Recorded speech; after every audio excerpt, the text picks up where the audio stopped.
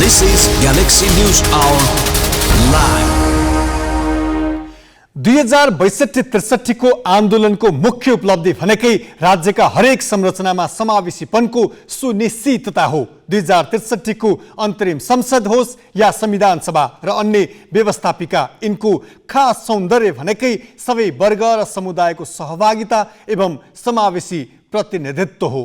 2072 को संविधानले यसलाई अपनत्व लिइरहँदा राजनीतिक दलले सबैभन्दा बढी यसैको दुरुपयोग गरेका छन्। समावेशी संसदको मर्म राज्यका पहुँच र नीति निर्माणमा छुटेकाहरूलाई सहभागी गराउने हो। त्यसको एउटा उपाय समानुपातिक निर्वाचन प्रणाली हो। राजनीतिक दल र तिनको नेतृत्वले व्यापारी एकाघरका सदस्य, आफन्त र नातागोतालाई संसद बनाउन यस प्रणालीको दुरुपयोग गरेका छन्।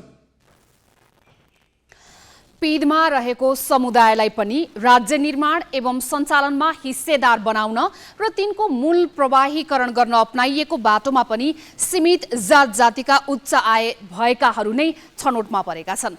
मुख्य नेताको पारिवारिक र आर्थिक सम्बन्ध भएकाहरूले नै प्राथमिकता पाएका छन्, जसले राज्य सत्ताको वञ्चितीकरणमा परेका अल्पसंख्यकहरूको संसदमा उचित प्रतिनिधित्व यसपालि पनि हुन सकेको छैन।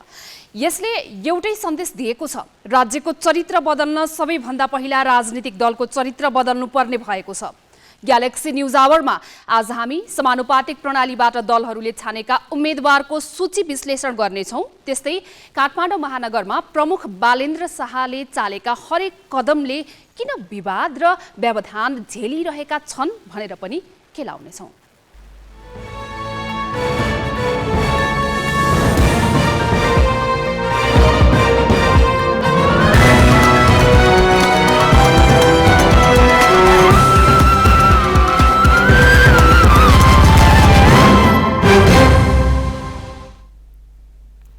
नमस्कार, यो हो गैलेक्सी न्यूज आवर। अब हेडलाइंस।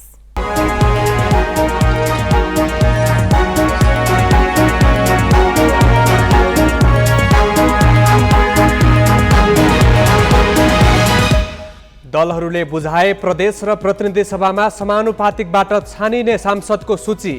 वर्षसम्म अन्तिम नामावली सार्वजनिक गर्ने निर्वाचन आयोगको तयारी। समावेशी नीतिको खिल्ली उडाउँदै समानुपातिकमा पहुँचवालाको हाली मुहाली। प्रमुख नेताका आफन्तदेखि व्यापारी प्राथमिकतामा अल्पसंख्यकलाई बेवास्ता। काठमाडौँ महानगर प्रमुख बालेन्द्र शाहका हरेक कदम विवादित। सार्वजनिक सम्पत्ति अतिक्रमण विरुद्धका प्रयासमा झण्डै 200 अन्तरिम आदेश। बंगलादेशमा प्रधानमन्त्री शेख हसिनाको राजीनामा माग गर्दै व्यापक प्रदर्शन। अचाक्ली मूल्य वृद्धि र सङ्कटोन्मुख अर्थतन्त्रमा बेसरोकार बसेको आरोप। र विश्वकप फुटबल अन्तर्गत क्वार्टर फाइनलका आज अन्तिम 2 खेल। सेमिफाइनल प्रवेशका लागि पोर्चुगल र मोरक्को भिड्दै। फ्रान्स र इङ्ल्यान्डको खेल राति 1:15 बजे हुने।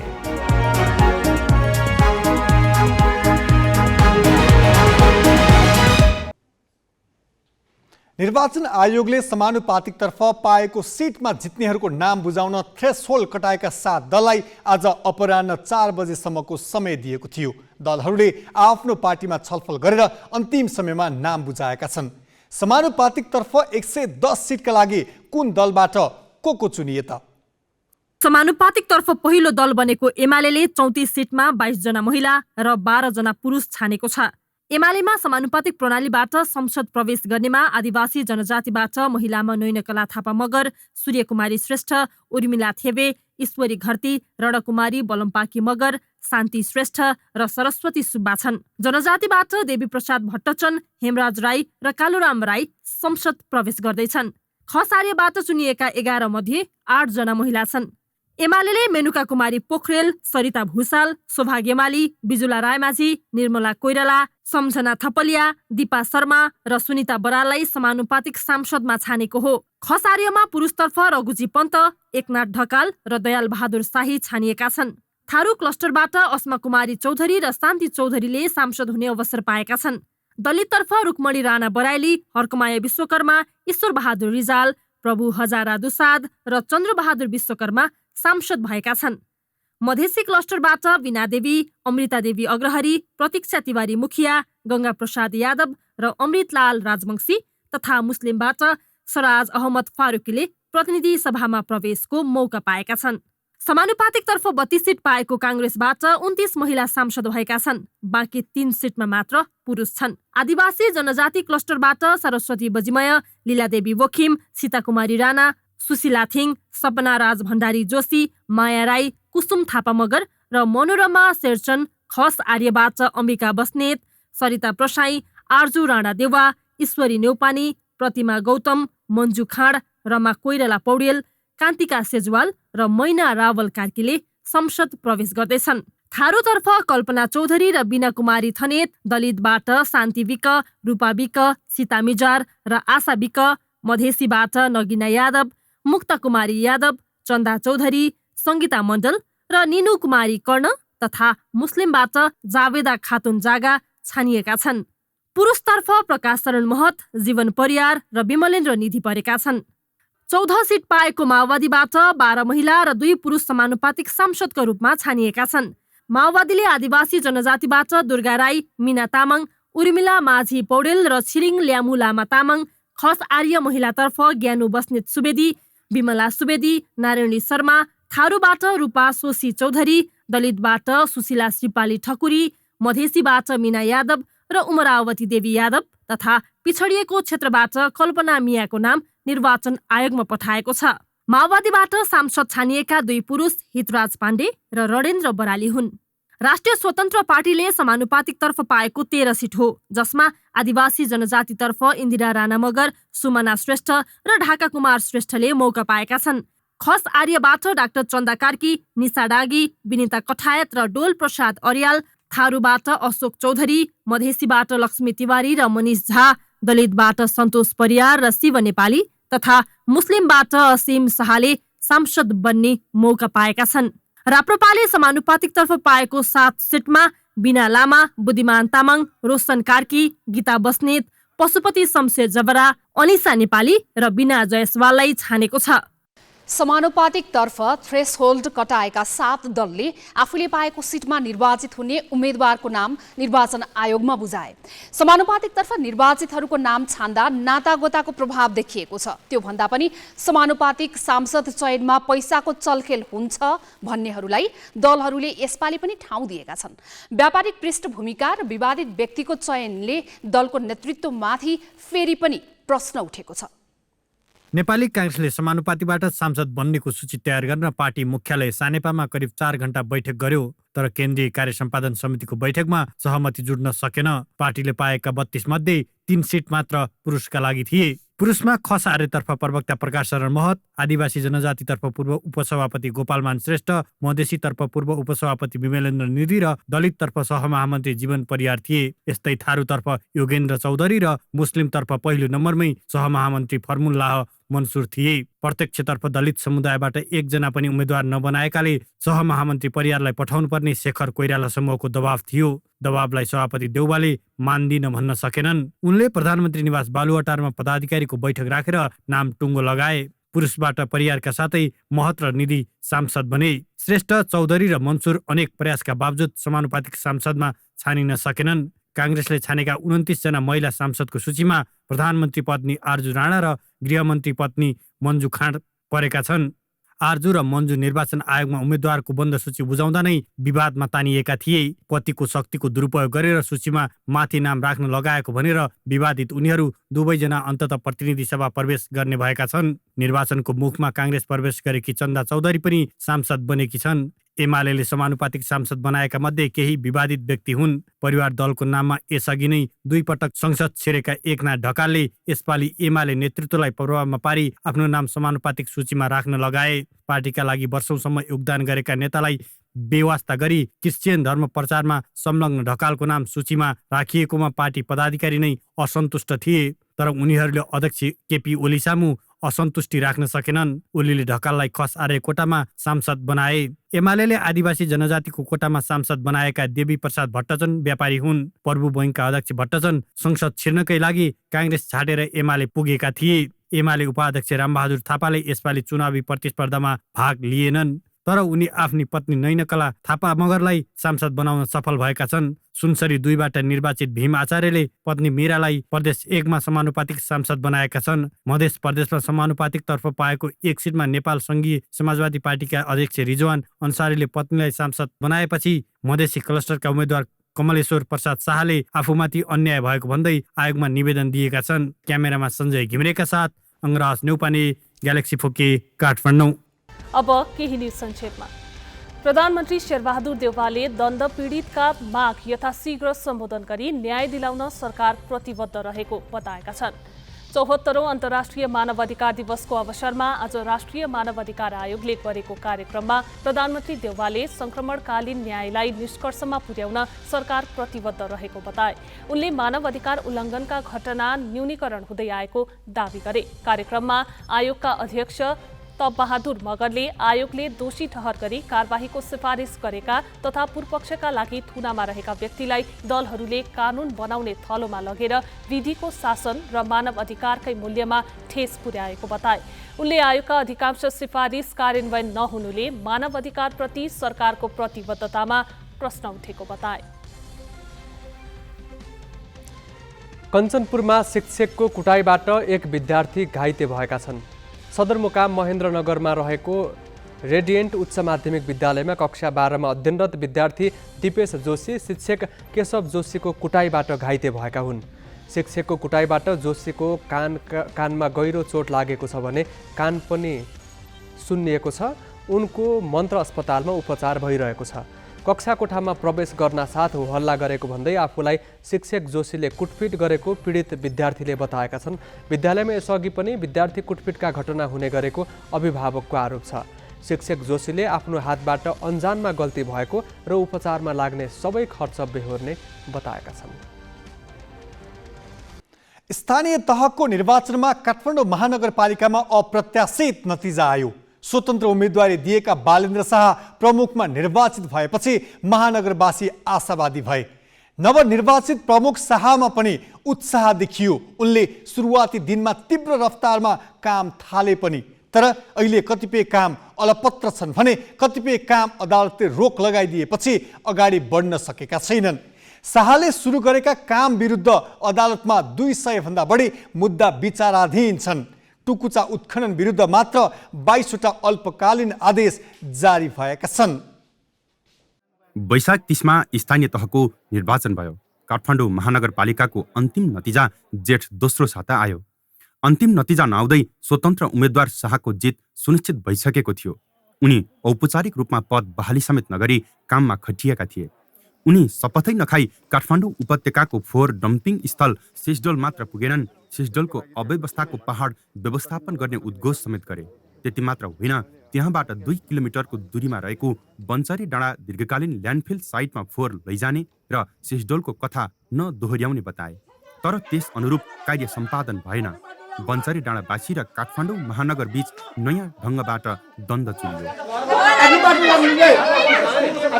महानगरले फोहोर लैजान आफ्नै प्रतिबद्धता लत्याउँदै बल प्रयोग गर्यो। अहिले बन्चरी डाँडावासी र महानगरपालिका बीच द्वन्द्वकै अवस्था नभए पनि फोहोर व्यवस्थापनको पुरानो कथामा कुनै फेरबदल आएको छैन।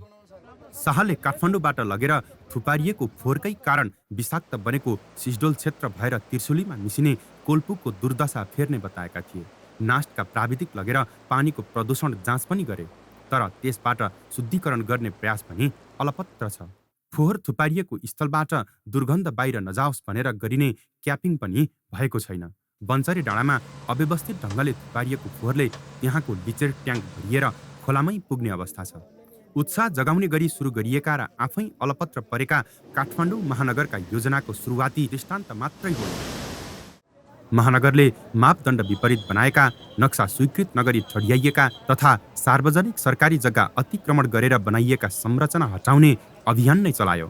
त्यस्ता संरचना हटाइ नसक्दै त्यो अभियानको रफ्तार पनि रोकिएको छ। महानगरले जय नेपाल हलदेखि कमलादी सिटी एक्सप्रेस मनी ट्रान्सफरसम्म र अन्यत्र पनि भूमिगत तुल्याइएको टुकुचालाई सतहमा ल्याउने भनेर उत्खनन गर्न थाल्यो। त्यति मात्र होइन, नाला तुल्याइएको टुकुचामा कञ्चन पानी बगाउने महत्त्वाकांक्षा पनि जगायो। वीर शमशेरका पालामा जमिनमा दबाइएको संरचना उधिनेर व्यक्तिगत सम्पत्तिमाथि धावा बोलेको भन्दै अदालतले नखोतल्न अन्तरिम आदेश दिएपछि महानगर पछि हट्नु पर्यो। काठमाडौँ महानगर विरुद्ध वर्षमा 250 मुद्दा पर्थे। अहिले पहिलो त्रैमासिकमा यति धेरै मुद्दा परिसकेका छन्। टुकुचा उत्खनन विरुद्ध नै 22 वटा अल्पकालीन आदेश नै जारी भइसकेका छन्। वीर शमशेरको पालामा बनाइएको गुम्बद शैलीको सुरुङ भत्काउन नमिल्ने भन्दै पुरातत्व विभागले पनि चासो देखाएपछि टुकुचा उत्खनन प्रभावित भयो।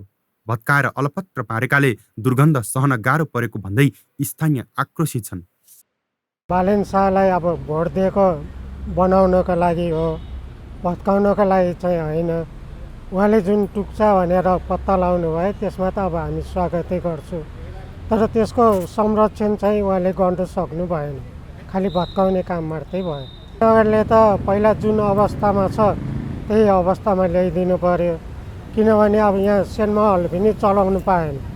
यो भत्काएको हिसाबले व्यवसाय गर्न पाएन, जसले गर्दा सरकारलाई पनि राजस्वमा घाटा हुने भयो।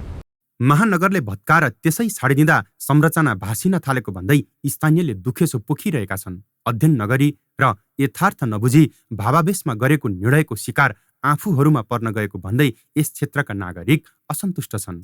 जहाँ बिगारियो, जहाँ जस्तो अहिले तपाईँहरूले देखिराख्नु भएको छ, जस्तो खाल्डो बनाइयो, जहाँ दुर्गन्ध फैलिरहेछ, यो योजना औचित्य भएको हो वा होइन, औचित्य सहितको योजना हो कि होइन, यो भन्ने कुरा त विज्ञहरूले लामो छलफलपछि निर्क्युल गर्लान्। तर अदालतले पक्कै पनि हामीलाई इन्साफ दिलाउँछ भन्ने कुरामा हामी विश्वस्त छौँ। हामी अहिले विचाराधीन अवस्थामा छौँ, मुद्दामा छौँ। हाम्रो निजी सम्पत्तिको चाहिँ सम्मान नगरिकन अदालतले जे गरे नि हुन्छ सरकार भनेर त पक्कै पनि निर्णय गर्दैन। र अब अहिलेको अवस्थामा कमसेकम चाहिँ विचाराधीन अवस्थामा चाहिँ यसलाई कसरी व्यवस्थापन गर्ने, त्यो महानगरपालिकाले गर्ने हो कि नेपाल सरकारको अर्को कुनै निकायले गर्ने हो कि त्यो पनि तत्कालै गर्नुपर्ने कुरा हो। यहाँ चाहिँ मान्छे खस्ने, मान्छे बिरामी हुने, दुर्गन्ध फैलिने यस्ता विकृतिहरू त अगाडि तपाईँले देखिराख्नु भएको छ। काठमाडौँ महानगरका प्रहरी र सडक पेटीमा व्यापार व्यवसाय गर्नेहरू बीच दिनहुँ जसो द्वन्द्व छ। शाह निर्वाचित भएपछि मात्रै यो सतहमा आएको होइन। असन, इन्द्रचोक, बानेश्वर, कोटेश्वर क्षेत्रमा महानगरले फुटपाथ खाली गराए पनि अन्यत्र भने यो समस्या हल भएकै छैन। फुटपाथ अतिक्रमण गरी राखिएका सामान जफत गर्दा गर्दा नगर प्रहरीको आभास रहेको टेकुमा पहाडै खडा भइसकेको छ। यो सिलसिलाको अन्त्य कसरी हुन्छ, महानगरसँगै ठोस जवाफ छैन। मलाई जहाँसम्म लाग्छ तपाईँले देख्नु भएको छ काठमाडौँ कहाँ खाली ठाउँ छ। तपाईँले एउटा कुरा भन्नु, हिजो मात्रै कोटेश्वरको तपाईँको के नरेफाटबाट हिजो मात्रै तपाईँको 20 वटा 4 पाङ्ने गाडा राखेर बाटोमा बसेका मान्छेलाई हामी पक्राउ गरेका छौँ। गएर हेर्नुहोस् हाम्रो स्टोरमा कति छ 4 पाङ्ने। सडक नै डिस्टर्ब गरेर, पेटी नै डिस्टर्ब गरेर, चोक गल्ली कर्नर डिस्टर्ब गरेर जुन गरिएको छ नि, त्यो हाम्रो लागि त होइन नि, सम्पूर्ण नगरवासीको लागि हो। सडकमा सवारी साधन हिँड्नु पर्यो, पैदल यात्रुले निर्वाध रूपमा हिँड्न पाउनु पर्यो, उसको अधिकार सुनिश्चित हुनु पर्यो, त्यसको लागि गरिएको हो। र मलाई जहाँसम्म लाग्छ भने व्यवस्थापन भनेको फुटपाथ र सडकमा नबस्ने हो। उहाँले अर्को वैकल्पिक उपाय सोच्नु पर्यो। यो काठमाडौँको ओपन स्पेस नभएको काठमाडौँ चाहिँ भन्नु सडक गल्लीको अवस्था कस्तो छ, त्यस कारणले गर्दा व्यवस्थापन चाहिँ त्यसलाई कहीँ राख्ने अथवा व्यवस्थापन गर्ने भन्ने म चाहिँ सम्भावना देख्दैन। नदी किनारको सौन्दर्यकरण मात्र होइन, नदी सभ्यताको जगेर्ना र सार्वजनिक सरकारी जग्गा संरक्षणको चुनौती अव्यवस्थित बसोबासी हुन्। जोखिमयुक्त ठाउँमा बसोबास गरिरहेकाहरूलाई हटाएर नदी किनार खाली गर्न काठमाडौँ महानगरले गरेको सहजीकरण विवादित बन्यो। खास गरी भूमि आयोग र महानगरको मत बाजिँदा सुकुम्बासी बस्ती हटाउने योजना अलपत्र छ। हुन त महानगर आफैमा स्वायत्त निकाय हो, तर अभ्यासमा निपुण नभइसकेको सङ्घीयता महानगरको उत्साहमा सरकारी निकायले क्षेत्राधिकार विवाद निकालेर चिसो पानी खन्याउनु र अदालतबाट जारी हुने अल्पकालीन आदेशले सुरुवाती प्रयास अलपत्र बन्न पुगेका छन्। ग्यालेक्सी 4K का लागि क्यामेरामा सुशील बास्कोटा र विष्णु थापाका साथ अक्षर काकाको रिपोर्ट। काठमाडौँ महानगरको प्रमुखमा निर्वाचित भएपछि बालेन्द्र शाहले निकै उत्साहका साथ एकपछि अर्को योजना अगाडि बढाए, तर तीमध्ये कतिपय कानुनी प्रक्रिया नपुर्याइ गरेका कारण अदालतबाट रोकिए भने कतिपय स्थानीय समुदाय एवं अरू सरकारवालालाई विश्वासमा लिन नसकेका कारण विवादित बने। अलपत्र परेका काम र विवादित निर्णय के हुन् त? शाह महानगर प्रमुखमा निर्वाचित भएपछि निकै आशा र राहतको खबर बनेर आएको थियो विभिन्न निजी तथा व्यावसायिक संस्थासँगको सहकार्यमा शौचालय सञ्चालन। सघन सहरी बसोबास भएको स्थान काठमाडौँमा पैदल यात्रुको सहजताका लागि थालिएको यो प्रयास कहाँ कसरी अघि बढिरहेको छ भन्ने स्वयं महानगरपालिकालाई नै थाहा छैन। केही स्थानमा निजी संस्था र रेस्टुराँले सार्वजनिक शौचालय उपयोग गर्न सकिने साङ्केतिक बोर्ड टाँगे पनि यो पर्याप्त छैन। यसलाई निरन्तरता दिन महानगरले चासो देखाएको छैन। गत साउन 1 गतेदेखि फोहोर वर्गीकरण गर्ने महानगरको योजना अझै पूर्ण रूपमा कार्यान्वयनमा ल्याइएको छैन। त्यस्तै फुटपाथ बेचेर व्यापार गर्ने प्रवृत्ति निरुत्साहित गर्ने योजनामा महानगरको कार्यशैली आलोचित भएको छ। त्यस्तै सार्वजनिक सरकारी जग्गा अतिक्रमण गरी बनाइएका घरटहरा हटाउन महानगरले अभूतपूर्व सक्रियता देखाएको छ। तर कानुनी प्रक्रियामा चुकेका कारण अदालतले झन्डै 200वटा अन्तरिम आदेश जारी गरी यो कदम रोकिदिएको छ। भूमिगत टुकुचा खोलालाई प्राकृतिक लयमा फर्काउने र किनारा खाली गराउने प्रयास यस्तै एउटा कदम हो, जहाँ अदालतको आदेश नै तगारो बनेको छ। त्यस्तै सडकका खाल्डा पूर्ण भनेर घोषणा गरिएको पूर्वाधार एम्बुलेन्स कति उपयोगी भयो भन्ने कुनै हिसाब छैन। विद्युत प्राधिकरण र काठमाडौँ उपत्यका खानेपानी लिमिटेडसँगको समन्वयमा पूर्वाधारका कामलाई गति दिने र नियमित बैठक बस्ने भने पनि यसको उपादेयता साबित गर्न हम्मे परेको छ। काठमाडौँ उपत्यकाको फोहोर बन्चरे डाँडामा व्यवस्थापन गर्ने र फोहोरबाट निस्केको पानी निर्मलीकरण गरेर मात्र कल्पु खोलामा मिसाउने भने पनि दूषित पानी नै नदीमा गइरहेको छ। फोहोरलाई स्रोतमै वर्गीकरण गर्ने, त्यसबाट मल वा बिजुली उत्पादनको काम गर्ने भनेर गरिएका घोषणा पनि अलपत्र छन्। यी स्पोर्ट्सका लागि 1 करोड विनियोजन गर्ने महानगरको निर्णयको चौतर्फी विरोध भयो। मेयर शाहले हिपहप गायक यमबुद्धको शालिग्राम पार्क बनाउने निर्णय पनि विवादित भयो। हुँदा स्ट्रक्चरल इन्जिनियर बालेन्द्र शाह मध्य उपत्यकामा सागुरिँदै गएको खुला मैदानको गर्भमा कङ्क्रिट प्रवेश गराउन मरिमेट्दैछन्, किनभने उनले खुला मञ्चमा भूमिगत पार्किङ बनाउन खोज्दैछन्। यो निर्णय कार्यान्वयन भएमा काठमाडौँको खुला स्थान मास्नेमा मेयर शाहको नाम अग्रपङ्क्तिमा आउनेछ।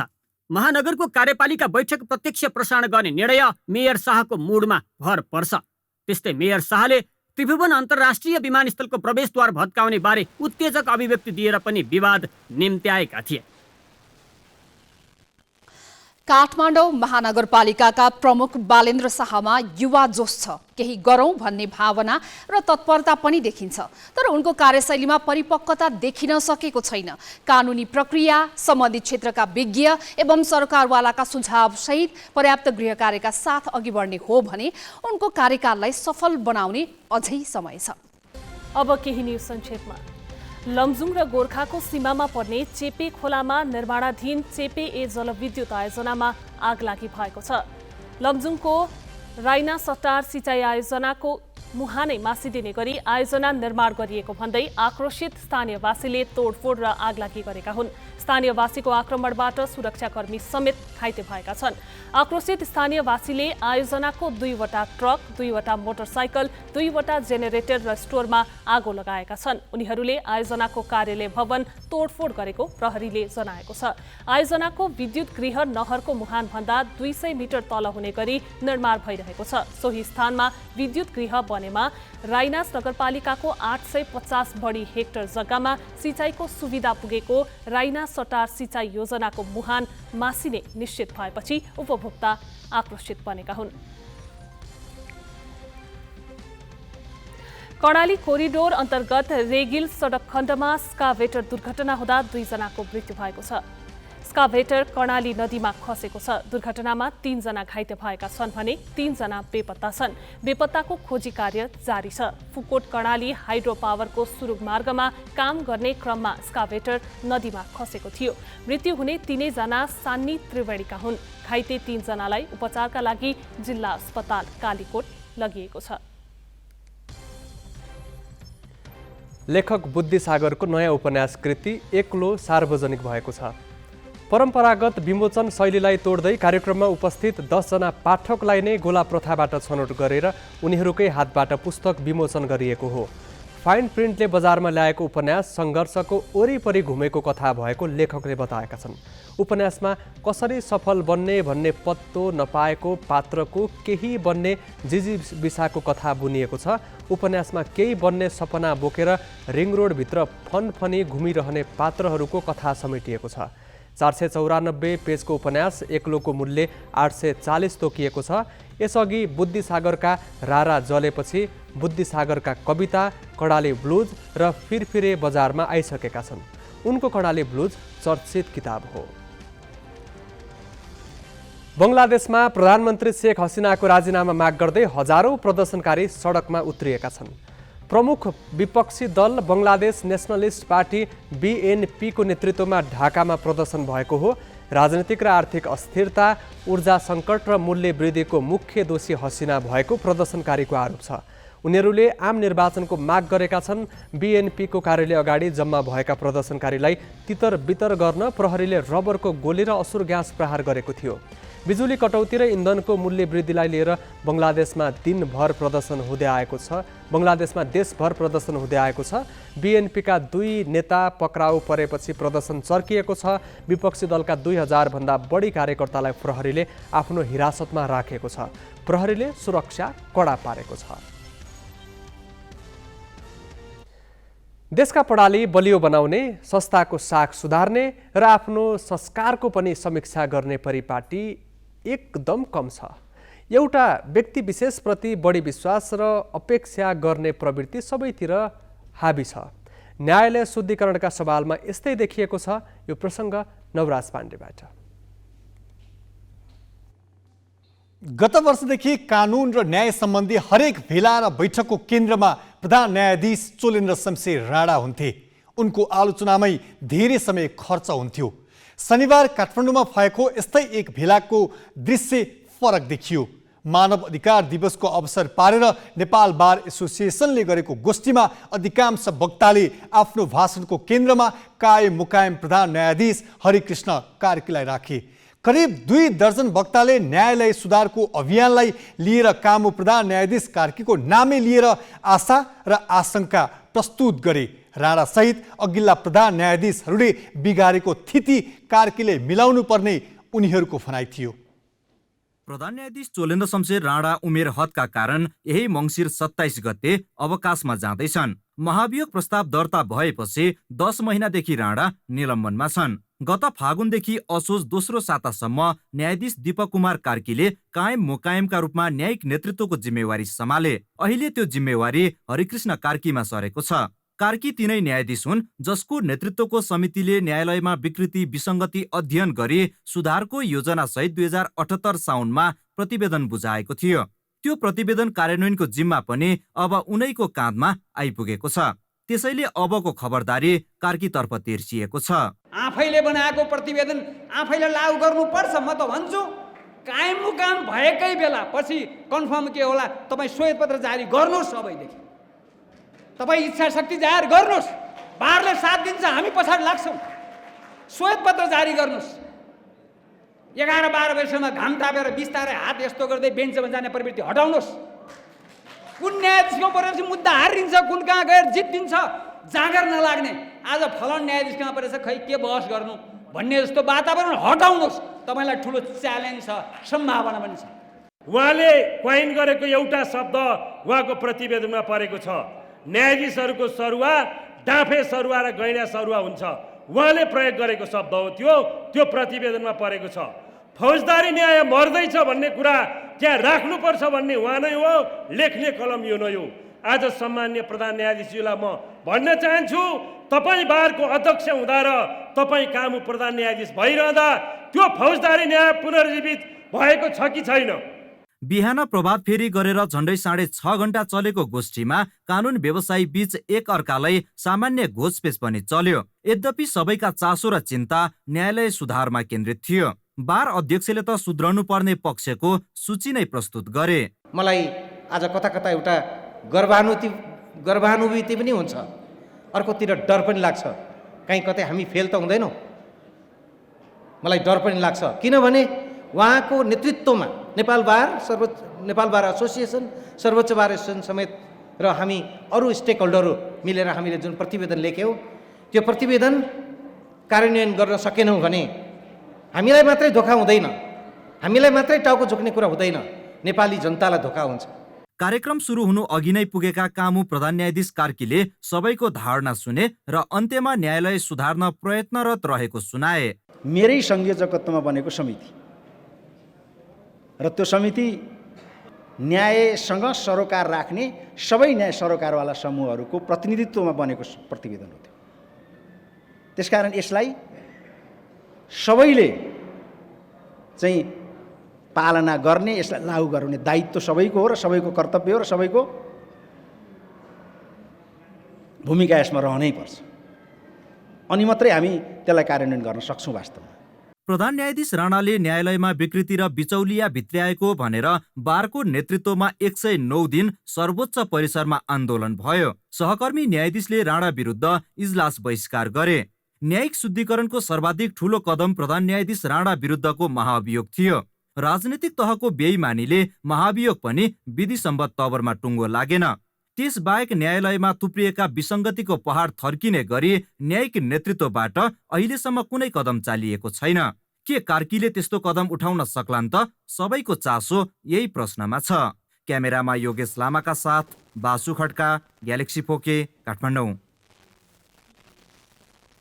काठमाडौँ उपत्यकामा सवारी जाम सधैँको जस्तै समस्या भएको छ। त्यति मात्र होइन, जेब्रा क्रसिङमै कति यात्रुले ज्यानै गुमाउनु परेका घटना छन्। यस्तै दुर्घटनाको जोखिम कम गराउन, यात्रुलाई सुरक्षित तवरमा बाटो काट्न सहयोग गर्न र सवारी आवागमनलाई सहज बनाउन ट्राफिक प्रहरीले ट्राफिक स्वयंसेवक परिचालन गर्न थालेको लामो समय भयो। तर 3 दिनको तालिमका भरमा सडकमा पठाइने ट्राफिक स्वयंसेवकको सुरक्षाको ग्यारेन्टी भने छैन। यसरी स्वयंसेवक परिचालन गर्ने नीति नियम पनि बनाइएका छैनन्। विगत 14 वर्षदेखि शेखर चन्द्र राई यसरी नै काठमाडौँका चोक चोकमा ट्राफिक जाम कम गराउन सहयोग गर्दै आएका छन्। उनी केशरमहल चोकमा भेटिँदा यहाँ 2 जना मात्रै ट्राफिक प्रहरी थिए। राईको सक्रियताले ट्राफिक प्रहरीलाई सहज भएको देखिन्थ्यो। पैदल यात्रुलाई सुरक्षित बाटो काट्न सहयोग गर्नु र सवारी साधनको सहज आवागमन गराउनु उनको काम थियो। यही बीचमा उनलाई दरबार मार्ग ट्राफिक स्टेशनका एक इन्स्पेक्टरको फोन आयो र भनियो आफ्नो ज्यान जोखिममा नपार्नु, घरमै आराम गर्नु।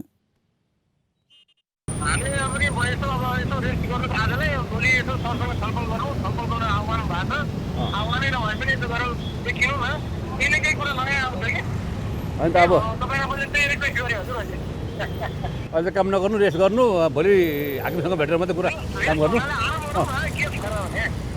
विगत लामो समयदेखि अनवरत रूपमा ट्राफिक व्यवस्थापनमा खटेका उनलाई विभिन्न समयमा कदर पत्र पनि दिएको छ। तर बेला बेला उनलाई यसै गरी काममा रोक लगाइन्छ।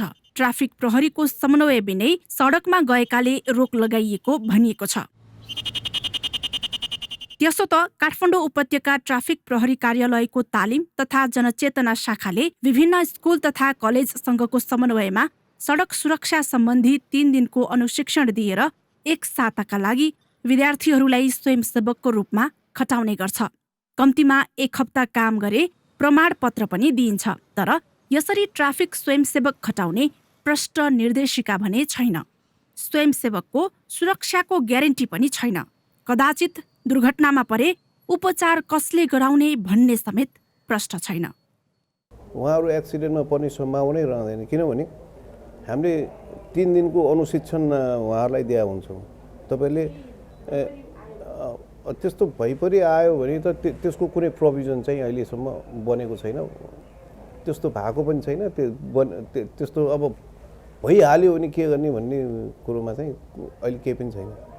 बढी यात्रु तथा सवारीको भिडभाड हुने चोक, आकाशे पुल र जेब्रा क्रसिङमा ट्राफिक कार्यालयले ट्राफिक स्वयंसेवक परिचालन गर्दै आएको छ।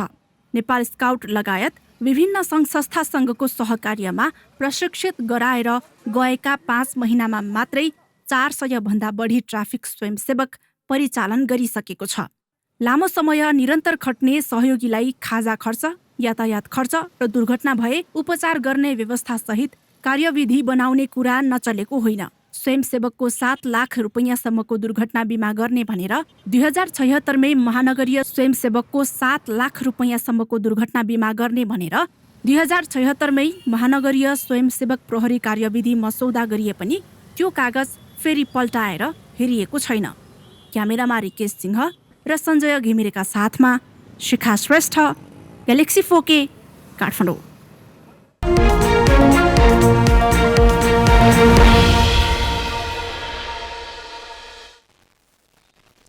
6 महिना यता लगभग स्थिर जस्तै बनेको शेयर बजार सूचक नेप्से असोजपछि भने बढ्दो क्रममै थियो। सरकारी अधिकारी अर्थतन्त्रलाई खराब हालतमा पुग्न नदिन बजारमा हस्तक्षेप गर्न तत्पर भएका खबर आएपछि लगानीकर्तामा आशा जाग्यो। तर यो आशाले शेयर बजारलाई साँच्चै उचाल्न भने सकेन। अहिले पनि नेप्से उकालो चढ्ने वा ओह्रालो झर्ने होइन, सिधा बाटोमै अघि बढ्ने दिशामा छ। अघिल्लो साता 27 अङ्कले बढेको नेप्से परिसूचक यो साता भने झण्डै 44 अङ्क ओह्रालो लाग्यो। सातामा 4 दिन व्यापार भएको नेप्सेमा आइतबार बाहेक सबै दिन बजार घट्यो।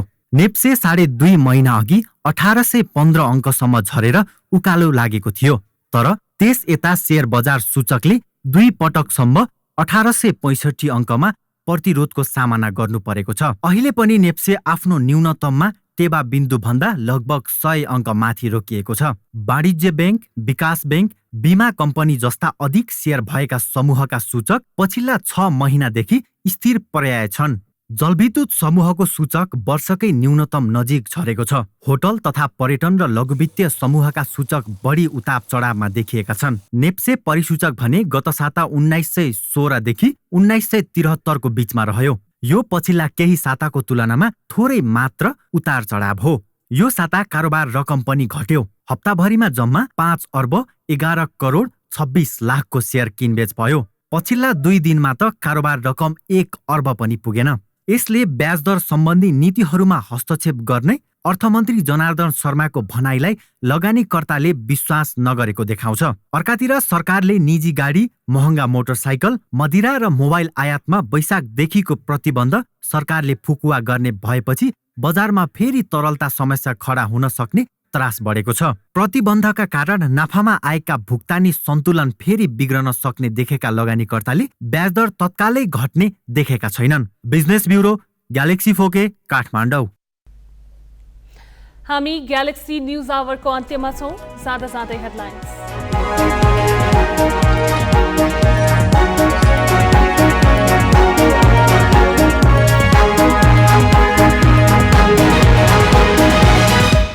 दलहरूले बुझाए प्रदेश र प्रतिनिधि सभामा समानुपातिकबाट छानिने सांसदको सूची। पर्सेसम्म अन्तिम नामावली सार्वजनिक गर्ने निर्वाचन आयोगको तयारी। समावेशी नीतिको खिल्ली उडाउँदै समानुपातिकमा पहुँचवालाको हाली मुहाली। प्रमुख नेताका आफन्तदेखि व्यापारी प्राथमिकतामा, अल्पसंख्यकलाई बेवास्ता।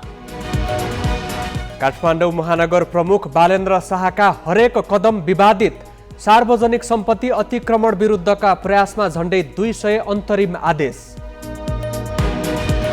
बङ्गलादेशमा प्रधानमन्त्री शेख हसिनाको राजीनामा माग गर्दै व्यापक प्रदर्शन। अचाक्ली मूल्य वृद्धि र सङ्कटोन्मुख अर्थतन्त्रमा बेसरोकार बसेको आरोप। र विश्वकप फुटबल अन्तर्गत क्वार्टर फाइनलका आज अन्तिम 2 खेल। सेमिफाइनल प्रवेशका लागि पोर्चुगल र मोरक्को भिड्दै फ्रान्स र इङ्ल्यान्डको खेल राति 1:15 बजे हुने।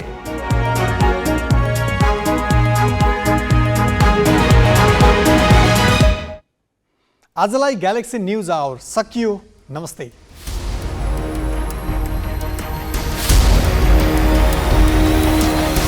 This is Galaxy News Hour Live.